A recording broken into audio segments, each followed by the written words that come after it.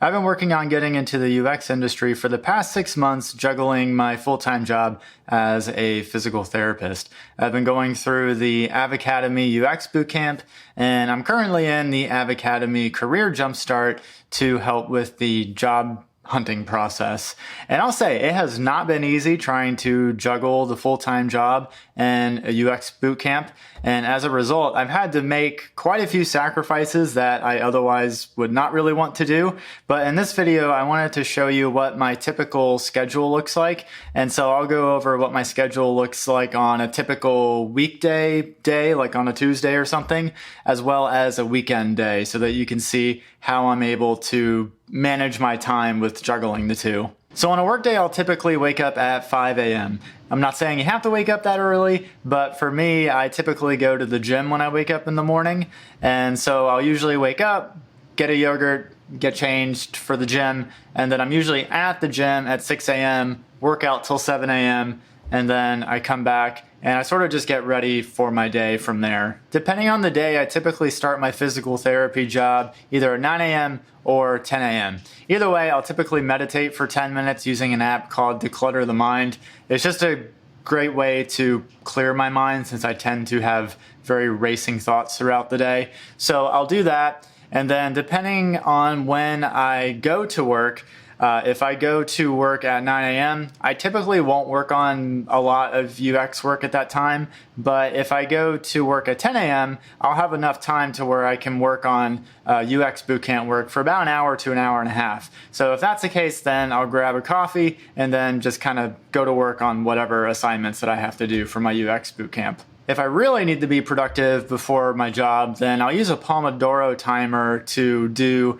my UX bootcamp work. If you've never used one of these, you essentially set a timer for 25 minutes, and during that 25 minutes, you do completely focused, non-distracted work.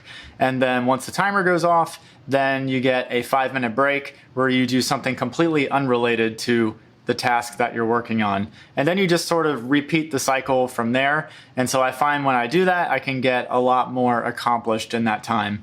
And so during the cycles where I'm working, I'm typically doing either actual design work like wireframes, hi-fi screens, style guides, stuff like that, or I might be working on my resume, or I might be building out my portfolio. So after I do some morning UX work, if time allows, then I head to my physical therapy job where I do physical therapy with people at their homes. So I'll drive to people's homes and then do physical therapy with them. It usually lasts about 8 to 9 hours. So depending on when I start my day, I'll typically get home at around 6 p.m. or 7 p.m. Once I get home, I'm pretty much starving, so I get changed into something more comfortable, and then I heat up the dinner that I meal prepped the prior Sunday.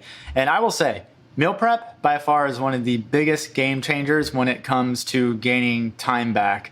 So when I think about cooking a meal and cleaning up the dishes, that whole process takes 1 to 2 hours depending on what I make. So I found that if I just cook a fuck ton of food on Sunday, I can just eat that for dinner throughout the entire week, and it just saves an enormous amount of time. Is it annoying to eat the same thing every day for dinner?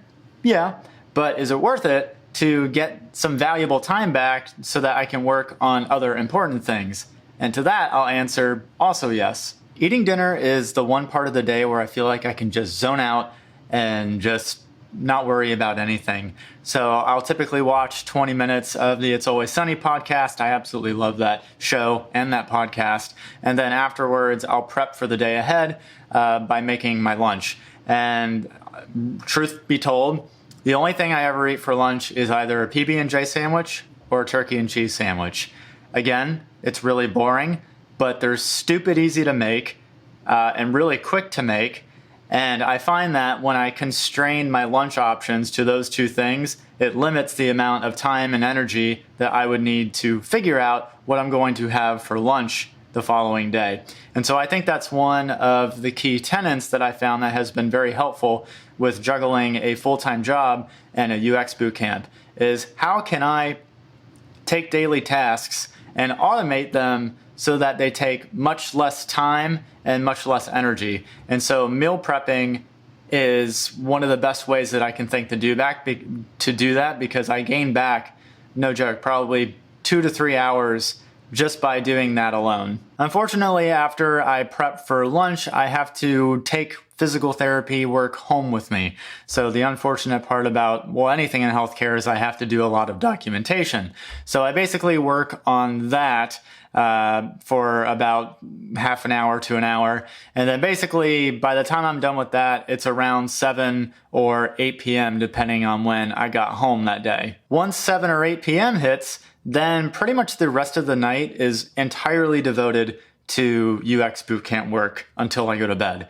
So when I was in the Avocademy Foundations bootcamp, basically it would depend on what part of the project I was in, but maybe at that time I would be doing user interviews that I scheduled with people. I might be working on wireframes or doing research or doing user testing. Again, it all just kind of depends on what part of the project that I was working on, but pretty much I would be working on that exclusively until I go to bed, which is usually around 9:30, because since I wake up at 5 o'clock in the morning, I also have to go to bed early if I'm going to get enough sleep, because if I sleep any less than that, I find that I'm just kind of groggy for the next day. Now, in the Avocademy Career Jumpstart program, which is what I'm currently in, for the projects that we work on, I would be doing similar tasks to what I would be doing in the Avocademy Foundations Bootcamp,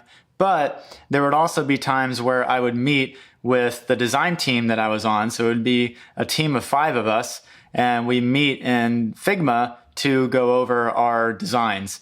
And so this part was more cumbersome because a lot of us were in different time zones. So we had to coordinate when each of us was free, because pretty much all of us had full-time jobs at that time. And so because I'm on the East Coast, I often had to stay up later than what I normally would. And so that made my sleep schedule a little disrupted. But, I kind of just have to roll with the punches when we have to find a time where everyone can get together. Now, if you notice, there's not really much free time during the day, and that's sort of the sacrifice that I have to make to get into UX. So prior to me transitioning into this UX field, I might go on a date during the week or go to trivia night during the week, watch a TV show or whatever. But I found that I can't continue to do those things and do the work that I need to do for a UX bootcamp and juggle a job. So something had to go. And so I've had to largely diminish my social life during the week to be able to juggle a UX bootcamp. And so, it's not ideal, and it's not something that was easy for me to do, but I asked myself, what am I willing to do to get into the UX industry? And I always go back to, why am I doing this? And so when I asked myself those questions, I realized the bigger purpose for me wanting to do this in the first place. So the freedom to work remotely, eventually do freelance work on my own eventually. And those are big enough reasons for me to sacrifice the things that I just happen to enjoy, like social life during the week. And it's not to say that I don't do that at all, because I still will do that on weekends. But during the week, I'm pretty much just on lockdown, either doing my work, my physical therapy job, or doing UX bootcamp work. Now, weekends are not quite as intense as weekdays, thank God. So I'll typically sleep in till 6 a.m., which I know for most people is not sleeping in, but for me it is. And I'll do a quick half-hour workout, get ready for my day, and then I'll usually start UX bootcamp work around 8 a.m. I'll typically work in Pomodoro timer segments, but I modify them a little bit. So on weekends, I'll often do work periods of 50 minutes and then rest periods of 10 minutes.